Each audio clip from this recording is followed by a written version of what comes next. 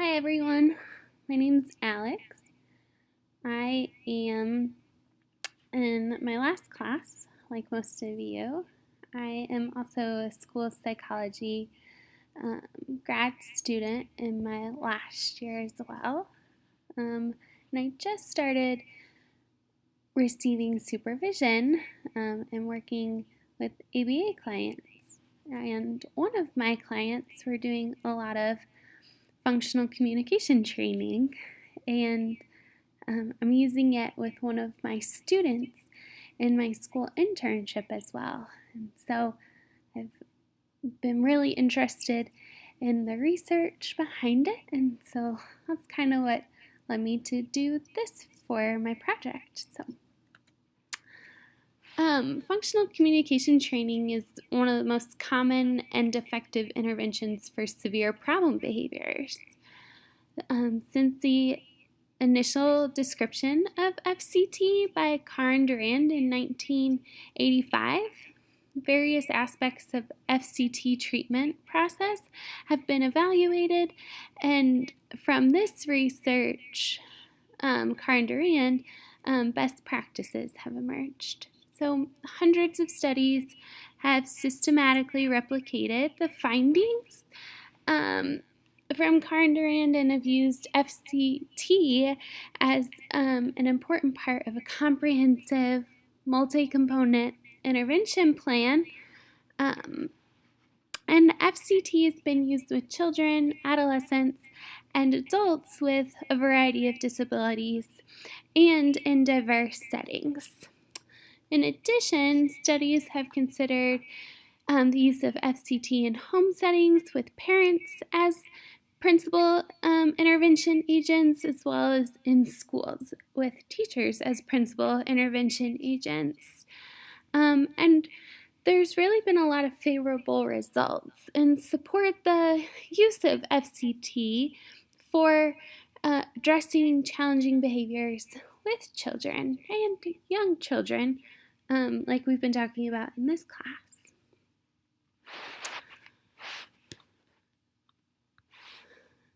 So, functional communication is a positive behavior support intervention designed to reduce problem behaviors, like I was saying, by replacing them with meaningful or functional communication, whether that's verbal or gestural, or it's PECs, or using an augmentative device. So, in other words, instead of a student having a tantrum or displaying other disruptive behaviors, when frustrated or not getting their needs met, they communicate their needs in a more socially appropriate or acceptable way through the use of words, or PECs, or gestures, or pointing. So, I think what's important to note about the research is that when a child is regularly engaging in disruptive or challenging or problem behaviors, is that it's always a form of communication, and they haven't learned an appropriate way to communicate, and that's what we're teaching there. So even for a verbal child, or even a nonverbal child, the behavior is communicating their wants and needs. So, nonverbal kids are using aggression because they've learned that the hitting and the kicking gets people to do what they want. And even verbal kids have learned that throwing a tantrum or having a tantrum will get them what they want too. So we're replacing the tantrum or the aggression or the protest with an appropriate way to get those same needs met.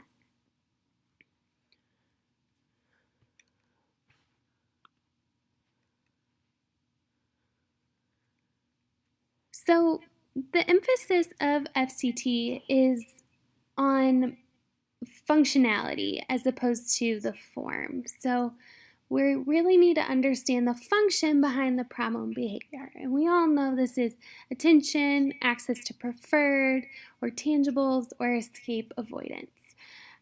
We have to get that part down in order to effectively eliminate it with functional communication that serves that same purpose. So, functional communication training is a differential reinforcement procedure where the individual client student is taught an alternative response that results in the same class of reinforcement as identified as maintaining the problem behavior. So that's what we were just talking about, is the attention, escape, tangible, or sensory. So the problem behavior is typically placed on extinction, and reinforcement no longer follows problem behavior.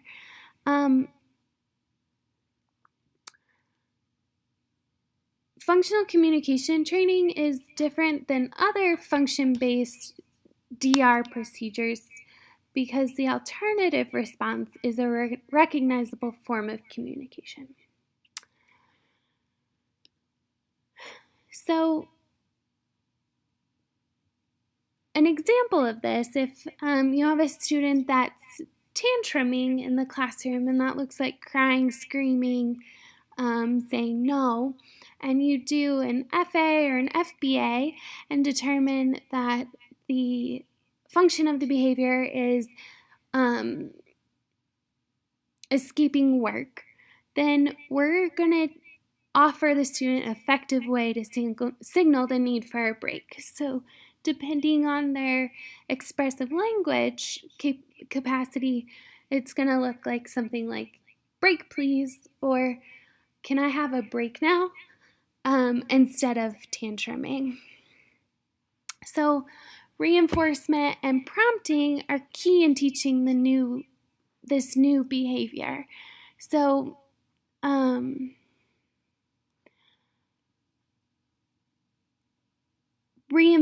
the reinforcement would be the students still getting what they want out of it. So each time they ask for a break in the appropriate manner, break please, or can I have a break now, then they're provided with that. And prompting the student before they engage in that problem behavior. So when we're starting to notice that maybe they have an angry look on their face, their eyebrows are furrowed, and their lips are in a tight line, saying to the student or the client, it looks like you need a break now. You can say, and providing that model for them.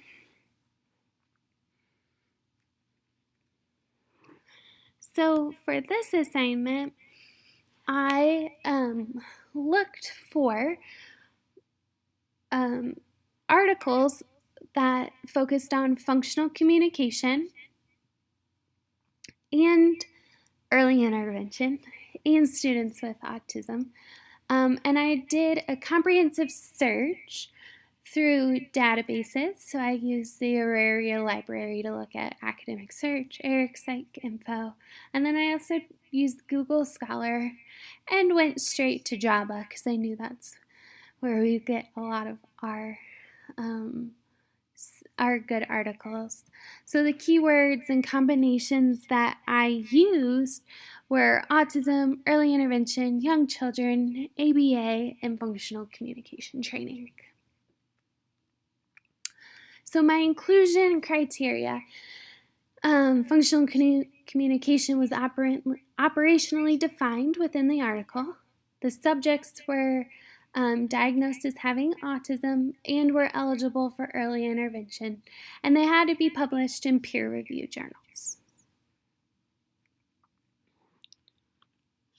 So it's pretty easy to find articles about FCT. There's hundreds, like I said earlier, but then when you put FCT in early intervention or young children, you're limited even further. But when you add autism into that mix, the articles are even smaller. The number of articles are even smaller. So I found 2 articles that met all 3 of my inclusion criteria, but I found a lot of other great articles about functional communication and early intervention. So studies where the sample included young children, not with autism, but with language delays and developmental delays as well, with really great outcomes using FCT. So if you're interested in that, there are a lot of articles out there. So my first article that met all my criteria is conducting functional communication via telehealth to reduce problem behavior of young children with autism. So functional communication training was conducted by 17 parents of young children with ASD, and the ages of those children were 18 to 83 months. And the study did operationally define functional communication training. I'm not going to bore you with that because we've already went over that in detail. So the participants were described in sufficient detail to allow others to select individuals in their study with similar characteristics. Also, the telehealth clinics that were used were the physical setting were described in sufficient detail for replication as well. They also went into a lot of detail about the technology being used for the telehealth part. So this study, the parents received FCT training via telehealth from behavior specialists, and the parents were trained to conduct an FA to determine the function of their problem behavior in their child. And then they implemented functional communication that was matched with the identified function of the problem behavior. So the problem behaviors in this study for the children involved were aggression, self-injury, destruction, or disruption. So it was done in a non-concurrent multiple baseline design. And the dependent variable was problem behaviors, so one of those that we just talked about. The intervention was very well outlined. So there were 3 different interventions that were conducted. Not all of the children received each. It determined on the function of their behavior. So they had an escape session, a tangible session, and an attention session. So during the escape sessions, the child was first taught to comply with the task or the work that they were given, and then manned for a break to play. So the FCT for escape was a 2-step chain in which compliance with the demand provided the opportunity to man, or so what that looked like was after the child completed a work task, the parents presented either a play card or said, do you want to work more or play more? Or play, or they would say, tell me if you want to play. During the tangible treatment, the children would request toys after having to wait increased periods of time. So again, it was a 2-step chain in which waiting produced the opportunity to mand. So each training session in this function began with the parent providing attention to the child while the child played with the toys for about 20 or 30 seconds. After a brief period of play, the parent removed or blocked the access to the toys, and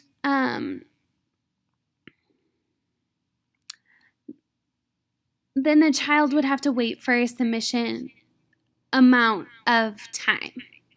And following that delay, the child was required to mand to obtain the toys. So the parent would tell the child to request toys by saying more or signing more or touching the more card.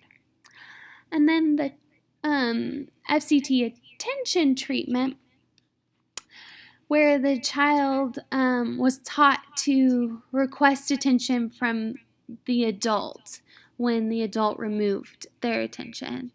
So the child or the student had access to his mother's attention while he played for toys for about 20 or 30 seconds.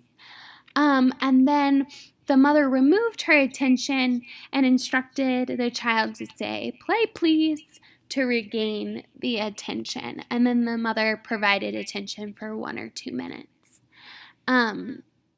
after the mand. So those were the 3 interventions, and they were very well outlined and broken down into the 3 different functions so that they could be replicated. So the results showed that there was the FCT treatment that the parents were trained to provide reduced problem behaviors on average of 93.5%, which is significant. It's a lot, and shows that parents can implement FCT and be effective in the home setting with training.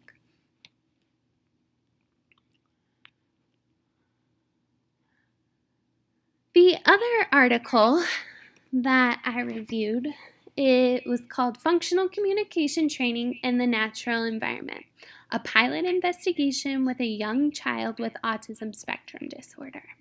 So this is just one 4-year-old male who was diagnosed with pervasive developmental disorder.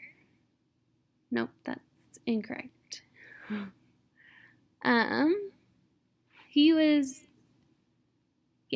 PDD. Sorry. And he rarely used spontaneous language to mand for what he would like. So the purpose of this study was to determine the effectiveness and the efficiency of FCT to decrease problem behaviors, as well as increase communication mands and spontaneous communication in a child's home environment. So this was a multiple baseline design, and the dependent measures were tantrums and communication responses. A functional analysis was conducted using a multi-element design to determine the function of the child's behaviors, and a preference assessment was conducted to increase the likelihood of the child responding to the treatment. So,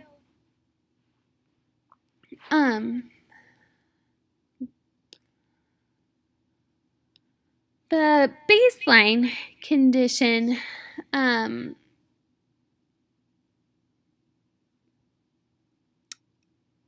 included the child being shown an item at the beginning of the session. The researcher played with the item for about 30 seconds and then placed it on a shelf out of the child's view. And this was done to ensure that the tantrums observed were tied to the preferred item.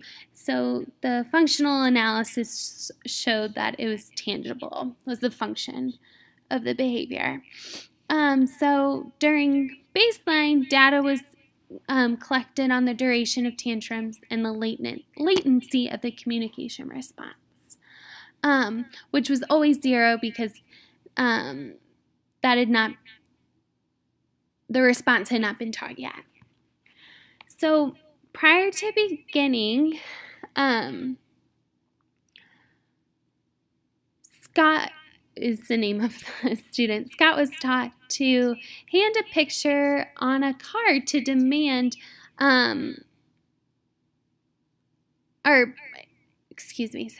He was taught to hand a picture card on demand to the researcher in 10 trials. So this is done to facilitate acquisition of demand more quickly. So there's 4 conditions, so mand A, mand B, mand C, and mand D. And so in mand A, the tangible was a toy horse from the preference assessment, and it consisted of 2 conditions, a baseline and an intervention. And the intervention consisted of 2 phases, so a verbal mand and then spontaneous communication. And the procedures were the same as in the baseline. So the verbal mand phase involved the researcher playing with the horse and then stating to Scott, if you want the horse, give me the card. And then during the spontaneous communication phase, it was the researcher playing with the horse and Scott spontaneously saying, may I have the horse, or give me the horse. Mand B consisted of 2 conditions as well, and the tangible was a different toy. So the intervention condition consisted of 3 phases, so a verbal mand, a spontaneous communication, and a distractor. So during the baseline, procedures were the same as before, and the verbal mand phase involved the researcher playing with the toy helicopter and stating to Scott, if you want the helicopter, ask. And when Scott asked for the helicopter within an average latency, the researcher moved on to spontaneous. And then after that, spontaneous was done with average latency, then a distractor was brought in to see if he would still mand for the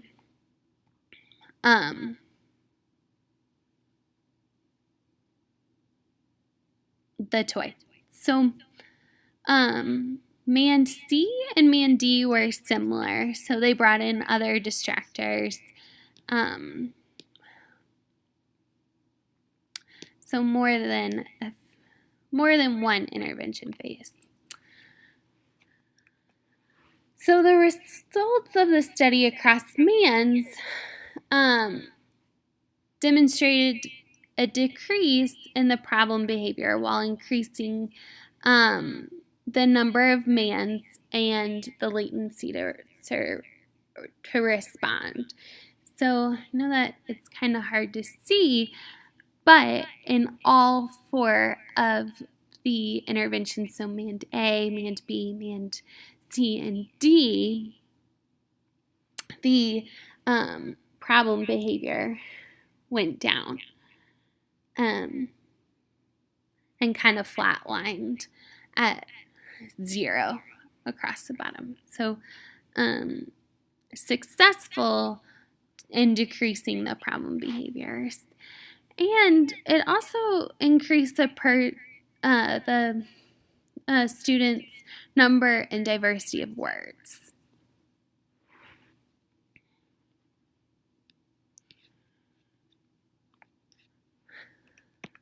So after reading these 2 studies for young children with autism using functional communication, I think this will provide me with more tools to reduce problem behaviors. And I've really learned that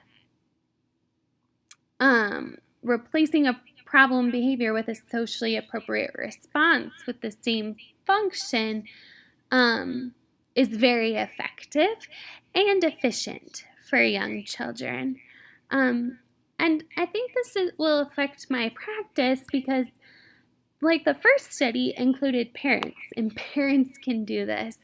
So, including parents and teachers in the intervention to reduce problem behaviors so that our students, our clients, are receiving more access to intervention, and parents are learning skills that can translate or generalize to other problem behaviors that they're experiencing. I think that's also makes this intervention very socially valid because it's teaching and our clients to access their wants and needs in appropriate ways that will get them the reinforcement that they desire.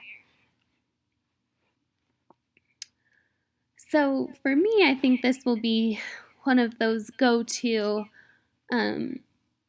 interventions with all the research that supports it, and seeing it with my personal clients right now, how